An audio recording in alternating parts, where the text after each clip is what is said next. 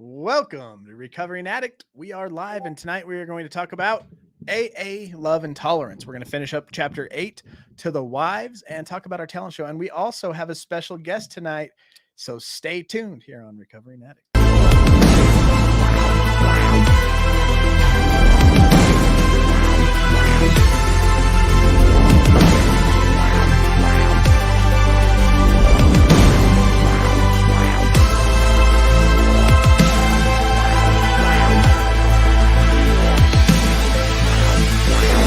And I'm an alcoholic addict.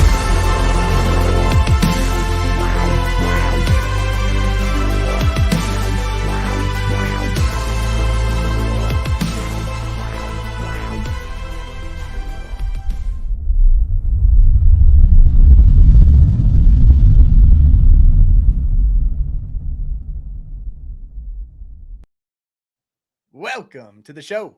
I'm going to need a reminder, and so is Felice, to keep our mouths at least 1 foot away from the microphone so that we don't blow out your speakers. And if it isn't loud enough, give us a radio sound check. Mic check, breaker 19, breaker 19. Can I get a radio check? Check. That kind of thing going on right now. I'm LT. I'm an alcoholic addict. If it's your first time here, we are a show about drug addiction. We go through educational stuff and we talk about recovery. Recovery is a hard place to be, and it's hard to deal with people as it is anyway. And we're going to talk a little bit about that. But 2 times in my life, I've hit rock bottom. I was a meth addict, and then I became a raging alcoholic. Been to a couple different IOPs. Went to a little college course online, got my peer support, and now we've been doing this for over a year now, over a year and a half almost. What? For 1 year old? Maybe. About a year. I will just say a year. Sounds about So right. that's pretty cool. But I want to introduce a special guest tonight.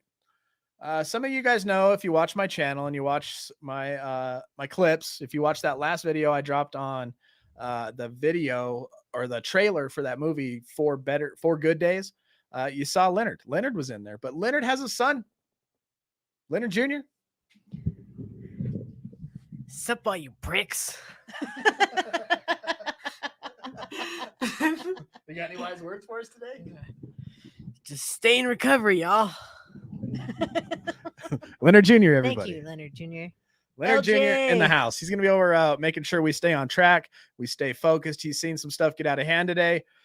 Leonard's there. Well, he sent his son to make sure things are going good in all our areas and our platforms that we got. We got YouTube. We got 2 Facebook pages. We got a Facebook page and a private group. We got the Discord. And there's Twitter and all that other stuff too. But anyway, With all the things. he's here just to make sure that we do stuff. But I want to get into this article real quick. AA is a code of love and tolerance, and it means to treat others as you would want to be treated. Love and tolerance start with loving yourself first. So if you're having a problem looking at somebody else, and I'm going to talk about this golden halo effect that I learned when I was in management on base. But you got to start with loving yourself so you can have empathy for others and the way they act so that you don't take everything they do personally. Love and tolerance start with loving yourself, loving other people and accepting the person as he or she is. Love and tolerance allow you to understand you can love someone without having to like everything about them. Isn't that weird? You can love somebody without having to like everything about them. BK, thank you very much, brother. Thank you. Appreciate that. The For Leonard person, Jr., Leonard Jr. Yes, and we're back on Facebook. And if you are watching us on Facebook, hit that notification that says to be notified when we go live, and then share it out, please. I don't know. I honestly, we'll get back to this article real quick, but like Facebook, I have no idea. I noticed there was a few other channels that have about the same amount of followers we do, because we got about 2,000 or so in the group, a little over 2,000. And for 1 week, we all couldn't go live. And there's like no reason why. There was no emails. I reached out. They never reached back. I go into my analytics, and you go and you check the quality of your page. And in the quality of your page, it says if you have any violations or anything and it was like green, you have nothing. So I don't know. I think it was just a glitch. They may have done an update, and who knows? It's a good thing. It made me really think about this digital thing we're doing and wanting to start a business that's tangible so that we can incorporate both. One fails, the other one's still there, vice versa, whatever. But anyway, thank you for being here. If you're on Facebook, please hit that bell to be notified when we do go live, because we do go live about 3 times a week. And on Facebook, I just go randomly live. And I'm going to start going live more often on just Facebook to promote some things. But anyway, love and tolerance allow you to understand that you can love someone without having to like everything about them. The person in the AA program must develop patience, love, tolerance, and understanding of other people despite their differences. Love and tolerance promote open mindedness and freedom from judging others and their opinions. Love and tolerance help you to love yourself and forgive yourself. Self esteem and confidence will begin to improve when you learn to love yourself first. When you love yourself first, loving others become a lot easier. Loving yourself promotes happiness, which positively contributes to the recovery progress. Right? Progress. When you love yourself first, loving others becomes a lot easier. Loving yourself promotes happiness, which positively contributes to the recovery process. Look, we're in recovery. We got enough problems and hindrances as it is without trying to make more by not loving people. It's important to be tolerant of other people. Learn to tolerate people from different backgrounds, beliefs, or political views. Everyone has his or her own perspective on everything, and tolerance will encourage patience. With tolerance, you can understand that mistakes, imperfections, and shortcomings of others will bother you less. People are living with their own struggles, just like you. The person we may look at and not agree with, they struggle too, regardless of where they're at. When you learn to listen and not judge, you will see the beauty of the world. When you work through the program, you must learn tolerance, learn to let go of things you cannot change, such as people. We talked about that today at the 1:00 meeting, reading page 417. Acceptance is the key. It's an ongoing process as well. The love and the tolerance code of AA comes from living the life one day at a time, putting yourself at God's disposal, and having the ability to do anything and anywhere to help another addict or alcoholic. Love and tolerance of others is our code, and we have ceased fighting anything or anyone, even alcohol. And that's from the Alcoholics Anonymous book. So with tolerance, you will not judge who to save and who not to save. If you're judging like, I don't like that guy, I don't care, I'm not going to give him any good information. Love and tolerance, you're going to be like, everybody needs help. I'm going to save everybody, regardless of their views and if I like or dislike them. Do not rely on your limited perceptions and visions to see. Do not rely on your limited perceptions and visions to see. There will be people you do not like, and some people will not like you. Oh, well. Love and tolerance teach you to respect yourselves and others, not just at meetings, but also throughout your life. And when I was on base, I got to the management role.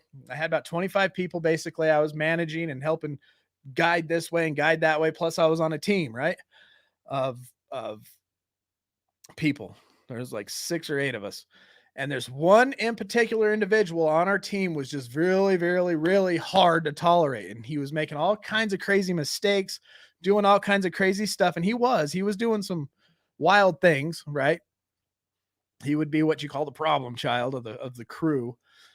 And I went in complaining about him one day to the supervisor. And this supervisor is probably one of the best supervisors I've ever had, or still look up to the dude, just an amazing guy. And he told me, look, are you looking at this kid, this guy, this man, with the halo effect? I'm like, what the heck is the halo effect? And he's like, say your buddy Steve over here. You and Steve get along, right? Me and Steve, we were good buddies. Say you guys get along. And he does some stuff and you're just like, it's all good. It's Steve, it's no big deal if he does it. But then this guy over here who doesn't have the halo, who is the problem child in your mind, does the exact same thing. And all of a sudden you're like, screw that guy. You just see what he just did? And that's giving people the golden halo, right? So we got to look at what we accept from some people and why we allow them to do it. And then look at somebody else who does the same thing and not allow them to do it. We got to watch out for that golden halo effect. But anyway, I'm going to shut up for a minute before we jump into our book. Remember to subscribe, like, follow, ring the bell, all that kind of good stuff. And I'm so glad to be back on Facebook. I miss seeing you guys. Yeah. Patricia, but I'm going to let Felice say hi. I'm going to start with our winner chicken dinner for tonight is Nicole. Woo! I'm glad you won, Nicole. First place. Whoop, whoop, whoop. What's up, bro, Gene? That is not BS, Brad. She did not cheat. Sore loser. Brad got first loser. Josh, yes. What's up, brother? Glad you're here. Who we got? That's Mad. Oh, what's up, Mad? What's up, Mad's mom, if you're in the house?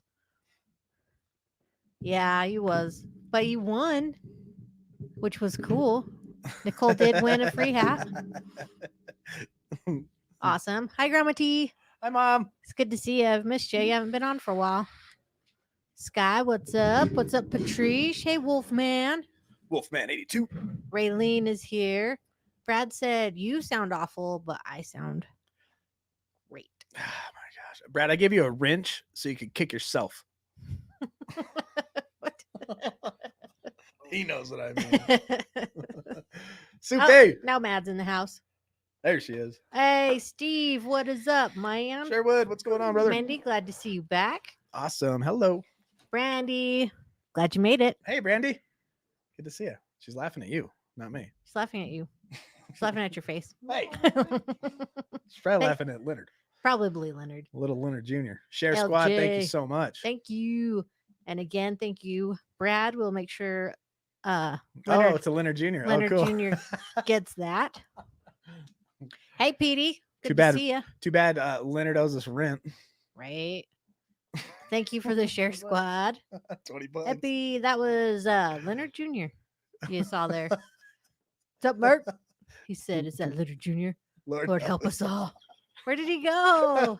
He was just Let a me go get Leonard. and he bring him was back just a here. mere appearance. He had to go help out some other people. He had to go help out some other people with their addiction. Oh, cool. Had to go share the message real quick. What Okay, up, cool. Warren? I hope to join y'all one day. These guys love you to death. I haven't been able to watch as much since my staff and I are currently in school pursuing master's degree. I did it. Oh my gosh, I tried to do it all over Master's again. degree. Master's degree. I did send a copy of our book. Did you get it? On the Discord, I'm assuming. Or like Correct in the me mail? if I'm wrong, or in the mail. It could be this fella I'm talking to here. No, I haven't seen a copy, brother. If it's, let me know where you sent it so I can double check everything real quick. But no, we haven't received anything yet. But glad you're here. But I'm glad to get a book. Yes. What up, Josh Beam Josh? out there kicking butt. Leslie. Leslie, what's Shout up? out to Breaking Chains. Yo, what's up? That's Okay, me. I'm done. I was link spamming. I spammed the chat with links. Oh, Leonard Jr.'s back. Hey, there he is. What's up, Dan? Well, thank you, Petey, for the share squad. Sylvia's here. Welcome, Sylvia. Glad you made it.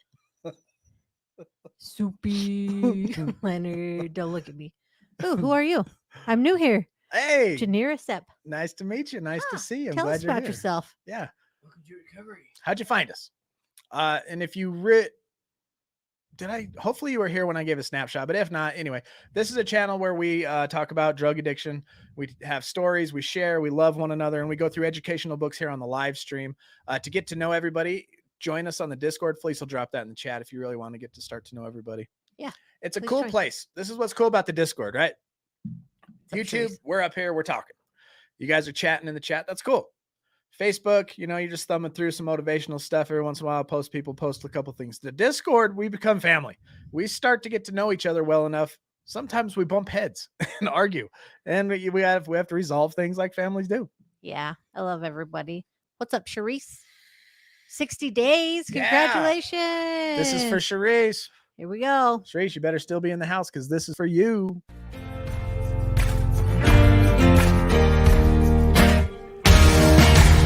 Trust the process. Trust yourself. Make good choices. Be patient with yourself and work hard. Awesome. So glad you're here. Congratulations on your 60 days. What? Yeah. No joke. That's not easy. Things for 60. Atta girl. Keep coming back. Very cool. Good job. Welcome, ya. Adrian. Cherie, I love you. Hey, good day, mate. Good day. I'm sober date. Finally back on the book. I've been sober Right. since 2009. What year were you born? 2000. What drugs did you take in 09? I was drinking beer with my dad. Oh, damn Leonard and his kids. Yeah, that's what happens. Hey, Facebook user. You're on the With my uncle. Uncle Ted. Uncle Ted. He's bad. Uncle Ted. He's a bad influence. We don't talk about Uncle Ted. Weird. I can't find anybody here because that's a private group. The private group, if you notice, your name did not pop up. It just says Facebook user. It's a place where you can remain anonymous, which is an option here at Recovering Addict. But if Some people you- still like the anonymity side of things. True, but if you'd like to share on the Facebook side, go to to the the page. Facebook page. Yeah. It's shareable, thereable.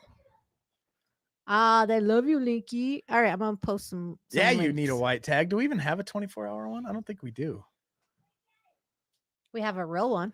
Does that count? Can we be like, All we got is 30, 60, and Congratulations, 90. Dang it, I need to go through and newcomer. redo a bunch of stuff. I got to catch up this side of stuff. I haven't combed through that stuff for a while. I need to set up like day 1, 90 and beyond and get a bunch of it. I got enough footage now and music that I could do a lot of stuff. All right, chapter 8, To the Wives. This book was written and published back in 1939. AA was founded in 1935. Prohibition back in 1933 was just extinguished.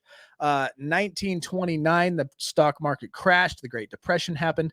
So you got all this kind of crazy stuff, right? This book comes out in 1939. Just shortly after that, we go to war. World War II kicks off. The times are crazy. The Depression just happened. Crime and crazy activity from the Prohibition, which had bootlegging. You got, the famous stories of the bootleggers, whatever the heck their names were. Obviously, I don't really care. Al Capone. Well, there you go. I do Those care. guys. I just didn't remember. But Al Capone and all of them are just happening. All this stuff's happening, right? As this groundbreaking group emerges from the shadows called Alcoholics Anonymous. And back then, they did not treat mental health as the way that we see it switching to today. The stigmas are breaking, just like that movie that's coming out for Good Days. Things like that. Channels that are on Facebook and YouTube are now really popular. There's a lot of recovery places out there. Recovery and addicts, it's almost chic to be in recovery these days. It's cool to be in recovery. We wear hoodies that say recovering addict proudly. But back then, not so much. You had a mental problem, you had any of that, kids born with disabilities, they were stuffed and hidden away in mental asylums, right? And they did the horrible tests on these people. And alcoholics and addicts kind of fit in that same category. And people that wanted to recover didn't want to admit they had this problem. And so this group was founded on anonymity. That's really the promise of this code. The code is, what is it? Anonymity is the spiritual foundation of our tradition, right? Ever reminding us to place principles before personalities. And so this anonymity thing was huge. Back then, men were the primary breadwinners of the house, and the wife had to deal with this husband that could possibly lose a job after the stock market crashed. And times were scary, right? And guys were drinking themselves silly. Alcohol hasn't changed a bit. Ruining all the crockery. All the crockery in the house got ruined. All the crockery. Grandma's good china, broken. Gone. KM. Cat. What's up? Cat. 90 days. Had a girl. Who's this? Link got his shirt off. That's Leslie. Oh, I do okay. believe. I think she found us. Awesome. I'm addicted to liquor and I search Facebook for help. Awesome. Well, you found the good place. I used to be addicted to alcohol as well. I went through a meth addiction in my early 20s, went to jail, got locked up for about a year, did 3 years of probation, got scared straight.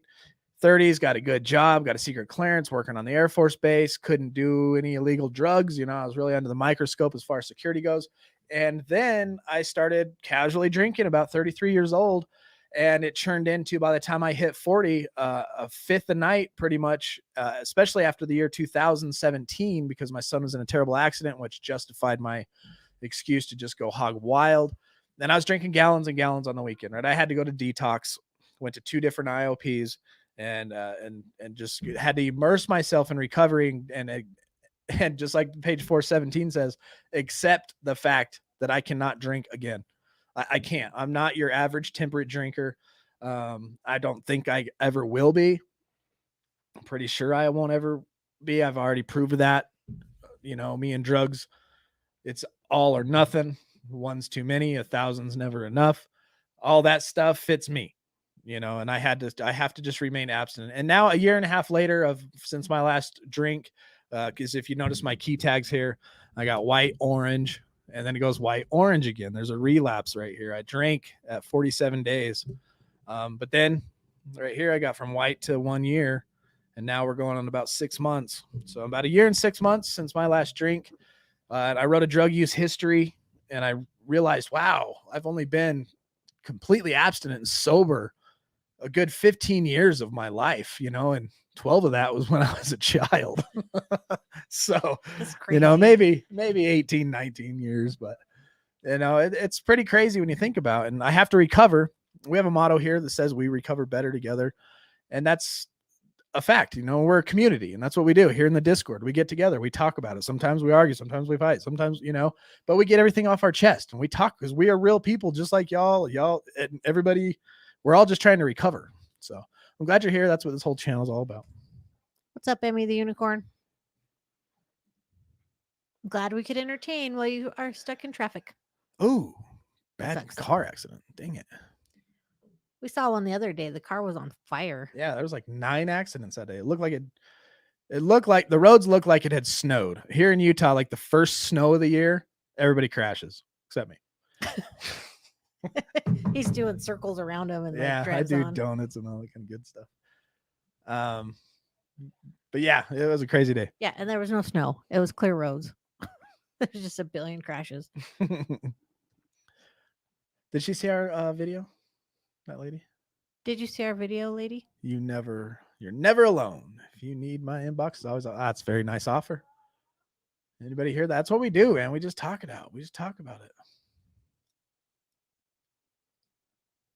We're selling our house too. We just got an application into an apartment. We're going to move into an apartment, clear this place out, put it on the market. And Lord willing, we'll see what happens. We're going to open a business somewhere in this country.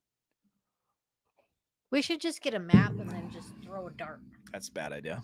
It would be awesome just to see like what it would land on. We have one, don't we? We do. Yeah, we got one. It's happening. Go ahead. I just learned tonight that there is zero difference between any addiction. A minor one is still an addiction. Please take your situation as serious as it really is. You don't have to be dying to recover. Amen. That's true. I like what Amber always says from put the shovel down. She's like, you don't have to hit rock bottom. Nope. You don't have to hit rock bottom. I don't know. I'm at a point in my life now with alcohol.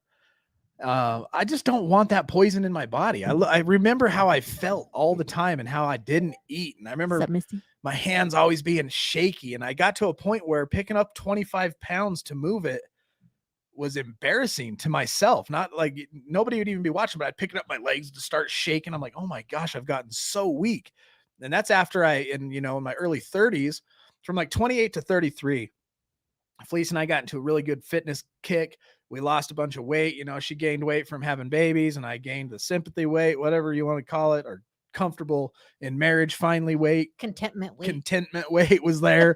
And we decided to go on a fitness kick, and we kicked ass, up to 33. We were fit. I was running a mile in like 6 minutes and 20 seconds for an older dude. And, you tried to kill me a couple times. Took her jogging until she puked. Yeah, it was fun. Uphill. I used to run from our house to her mom's house, and people were like, you need a ride? I'm like, no, you're crazy. I'm jogging. Yeah. And then I became a full-blown alcoholic, and then got super weak. So I remember being fit, and then I remember being just alcohol weak, shaky. I couldn't eat. Everything was miserable, guilt, and shame. And man, I do not want to go back to that. So we're back into getting fit again. I've taken the month off. I had minor surgery on my leg, which led me to sitting on the couch, and I just been eating garbage. I'm taking a break. But after we get back from our little trip from meeting Brad this weekend, it's game on. It's chicken and rice, and that feels good. Optimal health and optimal nutrition feels awesome. Mm-hmm. On top of that, this last year and a half, I've been rewiring my reward system. In addiction, our reward system is drugs. Bam, I fixed the situation. Oh, I don't feel good. I feel good now. Oh crap, there's a social situation. There's people I got to talk to. I don't want to talk to. I'm the life of the party now, right? And that was where our reward system just defaulted. Take drugs, drink alcohol. And once you start rewiring your reward system to something positive, like going on a hike, getting your blood pressure up, and allowing those natural dopamines to drop and those natural hormones to hit you, it really does feel a ton better, and you feel good. You're strong. You sleep better. Everything's better. And I do not want to go back. That's where I'm at with alcohol. So like looking into the future, like, can I drink again one day? I don't really care. It's not an issue. It's not even on the map at this point. I don't even think about it. Mm-hmm. I like it. Adrian says we should move to Phoenix so we can hire her. Ooh, not a bad idea. I wouldn't mind going to Arizona. Hot. I only have 6 years sobriety in my life. Oh, there you are. Okay, I was molested and given alcohol at 4. Oh, I'm sorry. By 9, I was smoking my dad's pot, and soon thereafter found his cocaine. But grateful for the 12 sober years as a kid. Amen. It's tough. And then you put, you get tragedy on top of that, plus bad influence. Life is not easy, right? 45. Scott, 1,036 days of sobriety today. Good job. Doubled. Yeah. Double. Let's call him anonymous. Double. We don't use no matter what. That's true. Not that hot. That's true. Is it? Not that hot. Modern technology, we can always hang out in air-conditioned houses. I want to remind everybody that we do have a talent show coming up on May 30th. The talent show. Sign up if you have a talent. If you sing and play guitar. If you sing or if you read poems. If you want to paint a picture like Bob Ross. Whatever. It's just gonna be for fun. We're gonna raise money for a foundation in New York called Breaking Chains, the Whitney Project, and what she's got going on up there. So if you want to register as a talent, recoveringaddict@gmail.com. And the first place winner is going to get $100, second place 50, and there'll be 2 third place winners that get 25. And we're going to try to do some type of text vote in type of thing for the people that watch. And we're going to make it an unlisted link so that it's a live show, but it's a private live show that only if you have the link you can watch. It'll be really fun. And we already have one entrant. Epi has entered the talent show. So if nobody else signs up, he wins. At least 3 that I know of. So as soon as Give I him get some confirmation on all 3, we will definitely do it. Do it. Do it. You got to do it now. This if is you the tell good us kind. that. But Brad says exactly where I was yesterday, LT. It's not worth it. Whether you can or cannot tomorrow, you can't do it today. And today is what matters. Yeah. Somebody used to tell me that when I was in real early recovery.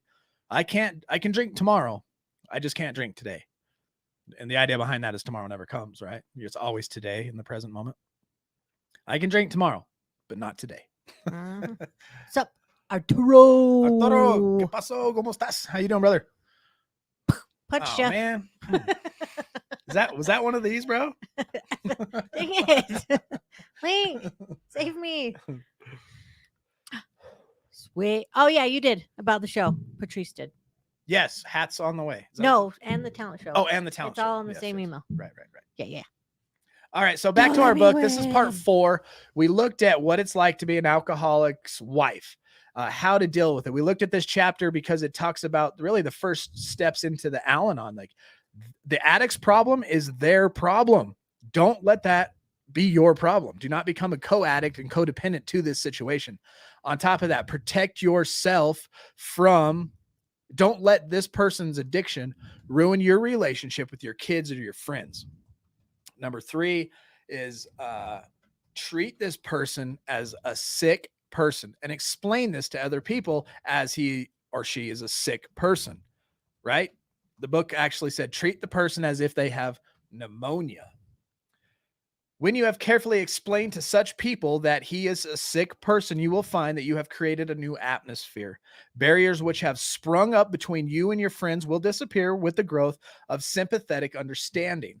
So we're on part 4 of this chapter here, right? It took us 4 shows to get to where we're at now. We looked at an intro of what alcoholism is, what it means to be a wife of an alcoholic, because this was written to wives. And then we looked at 4 different types of alcoholics. And now we're looking how to deal with whatever alcoholic, this is what this book was written for, you might be dealing with. But you can relate this to any addiction. Like Brad said earlier, there's no difference between any of the addictions. Even in NA, they say alcohol is a drug, period. I realized the other day I still have codependent tendencies, especially when it comes to working out. I can't do it by myself. That's why I always had Misha, and then I Yeah. didn't have Misha, so then I had you. It's hard to And work I'm out like, ourselves. Alicia, my little sister. I'm like, just come do it with me. I just do better if somebody's doing it with me. I have a hard 100%. time self motivating. 100%. It's always easier working out with friends. So now we're talking about barriers that have sprung up between you and your friends. That's going to disappear once you start looking at the situation as it is. Instead of taking everything personal, and the book has so far taught us to deal with addicts without getting remorse or resentful, with tons of empathy and love, which is very hard to do. Be very patient. If you decide you're going to stick with this person, obviously there's that fourth type of addict or alcoholic that's violent and you're in harm. To get away from that situation, obviously, right? Mhm. But if you decide you're sticking around, you're going to deal with this person. Say it's your child. I mean, you can't totally. I mean, obviously, in a violent situation, it's different. But I mean, you're not going to totally abandon your child. So how do you deal with this person, or your mom or your dad? How do you deal with this person? And just love and empathy. You draw healthy boundaries, and you tell your friends, "Hey, they're sick. I'm not going to let this cause problems between me and you." You know, like. Now we'll get into that later. But anyway, barriers that have sprung up with your friends will disappear with the growth of sympathetic understanding. You will no longer be self conscious or feel that you must apologize as though your husband were a weaker character. He may be anything but that. Your new courage, good nature, and lack of self consciousness will do wonders for you socially. Once you get that weight off your shoulders, I have to lie for my husband to protect his character. I have to lie to protect, the fact that he's not, he is a good man. And I married a good man, or, and we're looking at either way, but this is how the book was written. Once you get rid of that, treat him like a sick person. It's going to free you. It's about freedom. The whole 12-step process is becoming free. You work steps 1 through 4 to get rid of your fear and guilt and shame, right? You work steps 4 through 10 to get rid of any other parts of guilt and any other barriers that might have you walk into a situation where you run into somebody you robbed. You're freeing yourself from all this stuff. And this is a way of freeing yourself if you are affected by an addict. Yeah, definitely. Just that epiphany and realization that you're powerless over somebody else is like huge in getting the weight off your shoulders. Plus, you don't need to be walking around with that kind of responsibility. Like, it's not your fault if they're getting drunk till they tumble. That's not your fault. It's not your fault if your son or daughter does heroin. That's not your fault. Like, once you let go of that and realize that they make their own choices, it is a relief for sure. 100%. Hey, congratulations, Brett or Mark Go on 6 years clean. Indeed, he says. It doesn't matter what or how we use. The main thing is we're changing our lives today. Amen. It's a second chance, right? We're not given the opportunity to have our old life back. We're getting an opportunity to start a whole new life for us, a life that we want. I remember living my life before addiction according to what my parents may want me to be in life and how they saw me as an individual. And I got to be this successful to earn their respect. And society's telling me to go to college and do this. What do I want to do? And in addiction, being free from caring what other people think, because we only have one, we're floating on a rock in space, right? Let's do what we want to do here in the boundaries of our code of love and tolerance, right? Yes, and shout out to Jessica Roberts. Jessica, I love you. Yes, it is hard to work out alone. That's what she says. Yeah, no diggity Show them tough love. So that's one. There was a way this one guy worded it, and he said, love from a distance, or disconnected love, or something, because you're still loving them, but you're putting a barrier and separating yourself so you don't get hurt. Because all boundaries are so to protect yourself, not the other person. So everything you set is to protect you, to protect your kids, but you're still loving the person. But it's love with the distance, I guess. How do you say that? Fabiola. Fabiola? That's a cool name. Fabiola Escobar? I got a lot of stuff going on with my recent relationship and my ex. And by the way, all my boyfriend crew of friends is getting in our personal business. He let them, so I just go and get drunk and high to help me not take it so hard on me. What can I do? I'm so desperate. I don't know the situation. If you're not in a safe situation for yourself, my suggestion, this is just my opinions. I'm just a person. I'm not a doctor, not a psychiatrist or anything like that, but not knowing the exact situation you're in. But the first thing is, if it's dangerous for your life, protect yourself. Get away from that. Um, Drinking and getting high is not going to help the situation out. We usually make horrible decisions when we're high, especially if we're emotional about things that are happening around us. We may lash out in those instances, and that's what they're looking for. They want you maybe to react in a negative way. It's like when you're getting picked on. They're like, don't give them the satisfaction of letting them know that it bothers you, because once they see that you're not bothered by it, they're bored. They bored and they Yeah. go do something else. It could be that situation. I don't know your exact situation. But I'm going to tell you right now, getting drunk and high is not going to help. Drinking and addiction reminds me of a decayed tooth, like your tooth with a cavity. Addiction doesn't just get better as you keep using, and one day all of a sudden you're going to use and everything's going to be just fine. You know, I can continue to drink a fifth of whiskey every night and I'm going to be okay one day. I just got to keep it up for a little longer. It's like a cavity. If you don't go to the dentist and get it fixed, it's going to rot. You're going to bite down on something one day. It's going to crack open and break. It's going to turn into whatever those things, abscess tooth. You might have to get it pulled. You might have to get a root canal. That's where addiction lead. Addiction and a cavity on your tooth is the same freaking thing, in my opinion.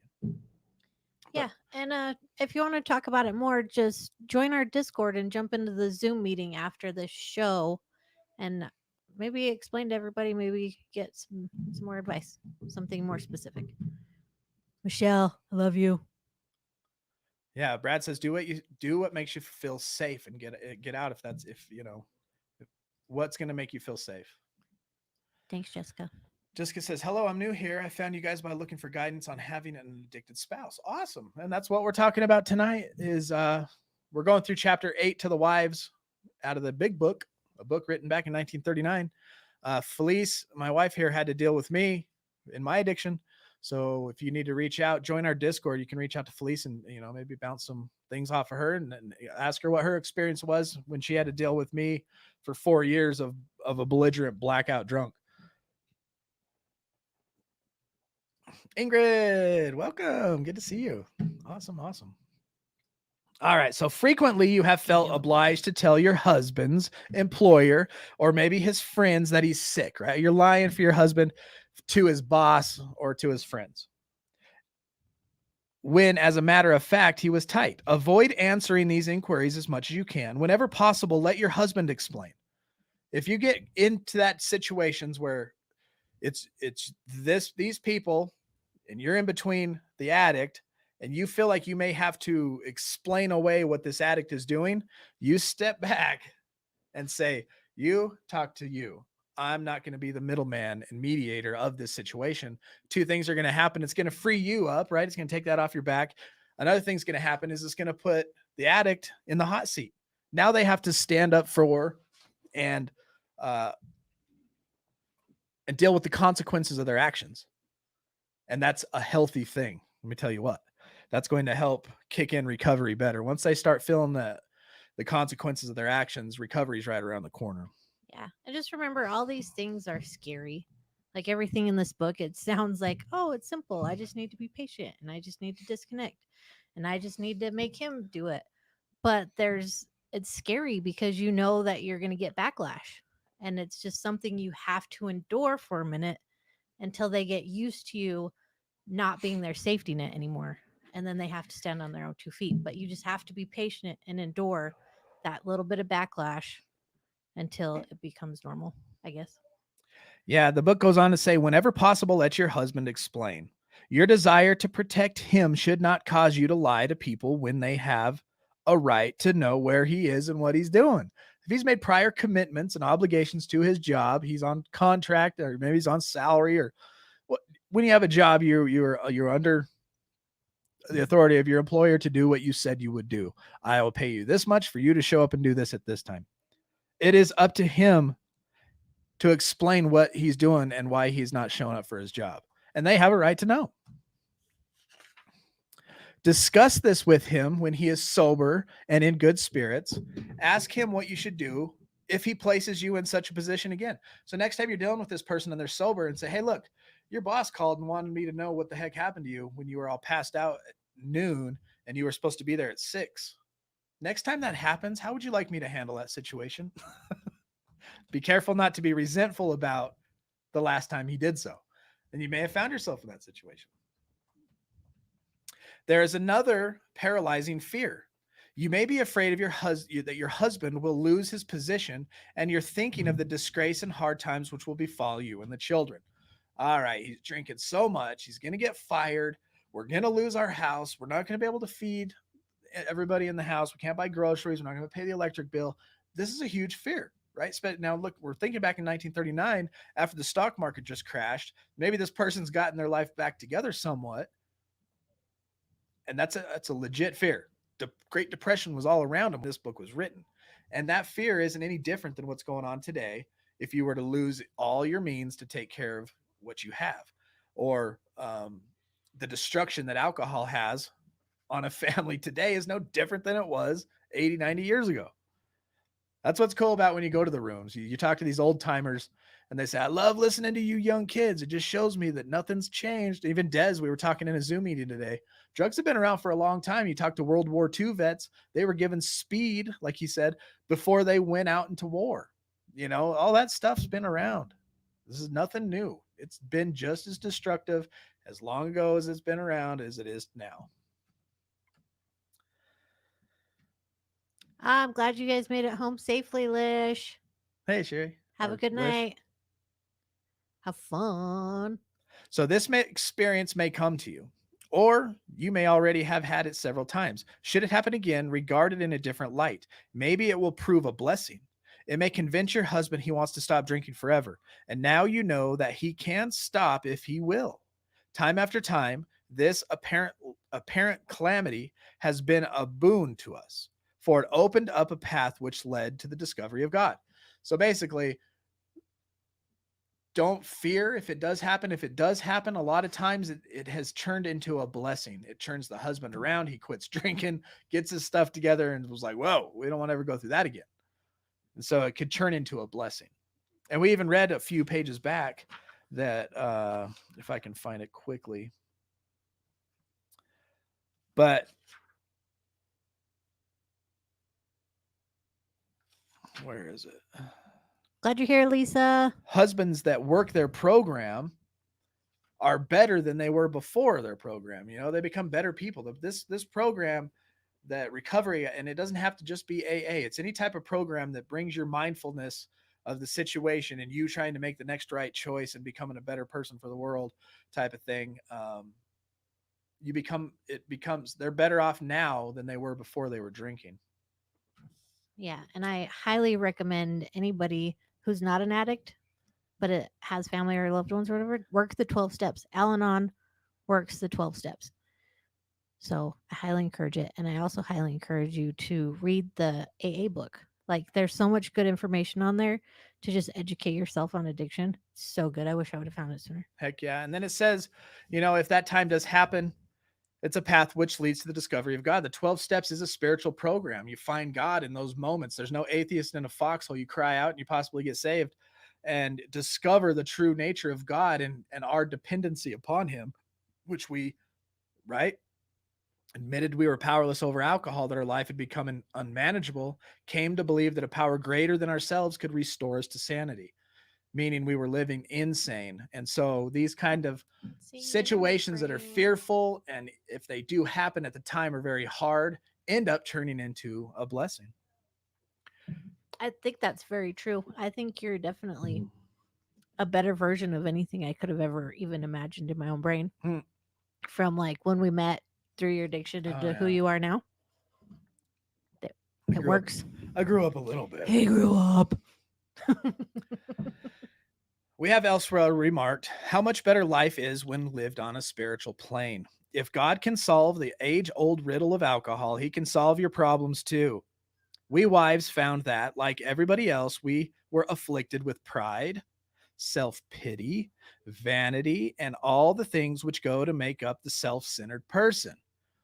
So on top of this addict, right here in this direct context, is talking about a man who is drunk, an alcoholic, right? If God can solve the problem of this man's alcohol, he can solve any problem. And on top of that, us wives, we found out That's what it says. You're such a girl. We wives found that, like everybody else, we were afflicted with pride, self-pity, vanity, and all the things that go up to make a self-centered human. The Sure. sin nature of a man. So you got an alcoholic who's living in his flesh, his desire to only drink and be addicted, and then you have another human being alongside this person in their selfish ego, self-centered, and it just makes a bashing of until that is stripped away and the understanding of this nature comes to light and you discover God. um, then the two can become one more spiritually, right? Forgiveness and understanding this life is very temporary, and the things that we got to do on this life or for the next life type of stuff, if you believe in that. If you don't, that's fine too. Mhm. So at first, some of us did not believe we needed this help. We thought on the whole, we were pretty good women, capable of being nicer if our husband stopped drinking. Only if he stopped drinking could I be nicer. But it was a silly idea that we were too good to need God. Now we try to put spiritual principles to work in every department of our lives. When we do that, we find it solves our problems too. The ensuing lack of fear, worry, and hurt feelings is a wonderful thing. We urge you to try our program, for nothing will be so helpful to your husband as the radically changed attitude toward him, which God will show you how to have. Go along with your husband if you possibly can. So work your program. Like basically what I'm saying is your addict, you get this empathy and you get the sympathetic heart for your addict, right? Your addict or alcoholic. As they start their journey down recovery, you go with them and learn right along with them and recover, because we recover better together. And it's a family recovery thing. If you are dealing with somebody that's an addict, they're not the only person that's going to have to recover from all the garbage that has been piling up. You as well are going to have to recover from this too. And we are selfish. I was selfish. I thought I was justified in my anger. I thought I was justified in the way I reacted when he would drink, but I wasn't. The way I reacted was completely wrong. Reacting in anger is never the right way. Fighting is never the right way. Like, that's all the things I needed to learn, and needed to learn how to react in a loving way. And if that wasn't possible, then I would have to just leave the situation. But it is, we get selfish and we get this self justification, like, oh, he's treating me this way, so I'm going to react this way, and I deserve to be treated better, when really they're suffering from something we can't control, a disease that they can't control. And we're trying to think that our anger is going to fix it if we yell enough, or if we nag enough, or if we do this enough, they'll just quit. And that's not how it works. You just have to love them unconditionally and serve them as your husband, even though you don't think they deserve it, because they do. Lisa, I just dropped the link into the description where you can buy. Oh, it's the 4th edition. Look for the 5th edition. Dang it. That's okay. Either way. But all I'm reading from is the 5th edition. I believe so. It's the 5th edition. Let me double check that. But thank you, Marilyn. Super sticker. Thank you. Thank you. And thank you, Sean. Is this We the 5th appreciate edition? all these donations, and we really just use this stuff to give it back to the community. So thank you. Yeah. 4th edition, first print. Oh, this is the 4th edition. Are you There isn't a answering, Lisa? 5th. Yeah. And so, Lisa, all I'm reading out, oh, dang, I lost my page, is the Alcoholics Anonymous book. And the chapter we're going through right now is chapter 8 to the wives that I just lost my page on. Great. And wives, if you're out there, I do suggest, like Jessica said, The Excellent Wife is a great, great read. It puts you on the right track. It shows you like your negative emotion and then how to turn it into a positive one. It's got really great examples for, and like your negative thinking and how to turn it into positive thinking, and how to get rid of resentments, and how to serve your husband in a loving way. It's a great book. If you and your husband find a solution for the pressing problem of drink, you are, of course, going to be very happy. But all problems will not be solved at once. Seed has started to sprout in a new soil, but growth has only begun. In spite of your newfound happiness, there will be ups and downs. Many of the old problems will still be with you. This is as it should be. That's pretty crazy. This is as it should be. there's consequences for our actions in addiction. A lot of the baggage is left over. I always say the sins of my past have tentacles that reach from way back there and still smack me upside the head, which is so true. But we deal with it. We learn how to deal with it. Like today, Brad was talking about some days we have great days, other days we have bad days, and that's okay. We just get through today and we don't pick up. We don't use no matter what. Fourth edition, I think. Yeah. Yeah. And you realize that once your husband is sober, like all those resentments are still there. It doesn't magically get better. Like even a year down the road, I realized I still had resentments I didn't even realize I still had, that I still had to work through. And it wasn't anything he did. It was just me having to work on myself. There is no fifth edition, and no, you don't have to get all the books. The fourth edition, they just changed some of the grammar, a few of the words added a little here and there. But no, you don't have to get all the books. This is just the one book that's just been around. This was the cutting edge book of its time. It came out in 1939. Alcoholics Anonymous was founded in and this book and its program was the tip of the spear to the change that we see happening before our eyes today, with the way we look at addiction and the way that we look at mental health and the way that we solve these problems. And most rehab programs are based on a 12-step program. You have to change the character. That's, they're trying all these new fancy stuff, and a lot of these rehabs will have fancy vacation land cruises and bubble baths and yoga, and that's cool if you want to go to a rehab that's attractive for that rehab. But the work happens when you start digging into yourself. And the 12 steps basically make you stop, look at yourself in a mirror and fix the problem and confront that stuff. And that's what this book kind of just walks you through to do. It's the same as the Bible. The Bible is a mirror right in front of your face. Yeah. So by fourth edition, it just means that they updated the original book 4 times. It's not like 1, 2 through 3. It's just the 4th time they've updated the original. The faith and the serenity of both you and your husband will be put to the test. These workouts should be regarded as part of your education, for thus you will be learning to live. You will make mistakes, but if you are in earnest, they will not drag you down. Instead, you will capitalize them. A better way of life will emerge when they are overcome. So it's a workout. I like how he talked about that. The workouts should be regarded because the faith and serenity of both of you and your husband are going to be put to the test. When he starts working the 4th step and 8th and 9th steps, some stuff may come up, if that's the way it was. And it may be difficult to deal with. He may owe somebody $50,000 and you didn't know about it. And you're all of a sudden have to deal with this, right? And you overcome these things. Yeah. And it's nice to be able to fix these problems like without substance there. Like you get to practice all the things that you've learned. Yep. And the cool thing about this book is at the end, so the first 147 chapters are basically, or 147 pages are the program. And the rest of the book is stories that we relate well to. And it's good to hear these stories. It's good to be a part of a community like us and like other communities out there like us that, we're not unique. What we're going through you're not the only one going through it. Some have it way worse than you do. And so it's good to just immerse yourself around a bunch of people who are like-minded, who want to get better, who want to do the next right best thing, who want to have growth spiritually, growth physically, growth mentally, and put all this old stuff away but not be ashamed of it, right? You're not going to close the door on it. We're going to use this to not only encourage and help those around us, but as a stepping stool to say, look, I've been there, I've done that, and I know what it's like to be there, and I can grow from that, I like that says that your mistakes and stuff, they will not drag you down. Yeah. Because that's what they used to do before. It's a good book, they don't Jessica. do it anymore. It's really interesting. The funny thing is, it's like, Jessica. It's really just super biblical. It's really crazily biblical.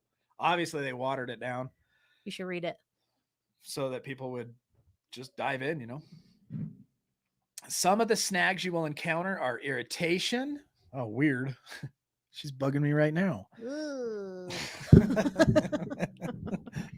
Hurt feelings. My feelings are hurt. Now she resents me. Yep. But no, this is some of the stuff you're going to encounter, right? Recovery is not easy. You have to confront things. You're going to get irritable. Feelings are going to get hurt, and you're going to have to deal with resentments. Your husband will sometimes be unreasonable, and you will want to criticize. Oh, I thought I was going to say choke or something. Yeah, same thing. Starting from a speck on the domestic horizon, great thunderclouds of dispute may gather. Starting from a speck on the domestic horizon, great thunderclouds of dispute may gather. That is so poetic. Roll, That is and really the poetic. lightning I strike. like that one. Yeah, I like that too. These family dissensions are very dangerous, especially to your husband. Often you must carry the burden of avoiding them or keeping them under control. Never forget that resentment is a deadly hazard to alcoholics. Resentment says the number one thing that leads to relapse. We do not mean that you have to agree with your husband whenever there is an honest difference of opinion. Just be careful not to discourage in a resentful or critical spirit. Right. Like, you're wrong and I hate it and I hate you and you're the worst. Like, Yep. okay, that's nice, but I would just disagree. Respectfully disagree. I bring a backpack to work every day, and there is always the Bring the Big Book and the Daily Reflections. Awesome. Yeah, Daily Reflections is really good too. Let's read that today. Yeah.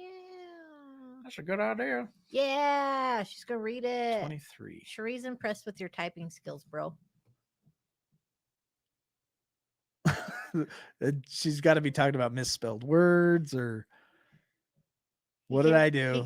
He can type misspelled words really fast. What did I misspell? You didn't. You type really fast. It's impressive. It's a She compliment. always picks out my misspellings. I'm just like, Should be nice, I think. I think. You're welcome, Brad. Thank you, Brad. He didn't say you. Oh, well, thanks for complimenting my wife, Brad. Aw. So there's a mysterious paradox, such as the paradox of AA regeneration, strength arising out of the complete defeat and weakness, the loss of one's old life as a condition for finding a new one. What glorious mystery paradoxes are. They do not compute, yet when recognized and accepted, they reaffirm something in the universe beyond human logic. When I face a fear, I'm giving courage. When I support a brother or sister, my capacity to love myself is increased. When I accept pain as part of the growing experience of life, I realize a greater happiness. When I look at my dark side, I am brought to a new light. When I accept my vulnerabilities and surrender to a higher power, I am graced with the unforeseen strength. I stumble through the doors of AA in disgrace, expecting nothing from life. I have been given hope and dignity. Miraculously, the only way to keep the gift of the program is to pass it on. Yes. Matthew 28. Brad thinks you're funny, though, so that's cool. Brad. Shut it. I don't know who Mavis Beacon is either, but I'm guessing she's probably the fastest typer in the world. That one dude is. Remember we saw him on the show. Oh, Sean says Mavis Beacon got nothing on LT. All right. God, grant me the serenity to accept the things I cannot change, the courage to change the things I can, and the wisdom to know the difference. And dear God, please bless us with your spirit. Help us to grow and learn and understand and be born again, to understand the new life of away from the old life of addiction, to be born into a new life in recovery and to grow, dear God, and to love one another. Help us to love and tolerate one another better as we move through recovery. In your name we pray. Amen. Amen. And don't forget the late night Zoom with Brad tonight. Late night Zoom. Check the Discord text chat to join. We will be back next Discord Sunday link. night. Watch for other videos to drop as I drop those often as well. Subscribe if you're not. Like and share on your way out the door, please. Until then, do not put yourself in a high-risk situation. Stay strong, work your programs, and remember, we recover better together.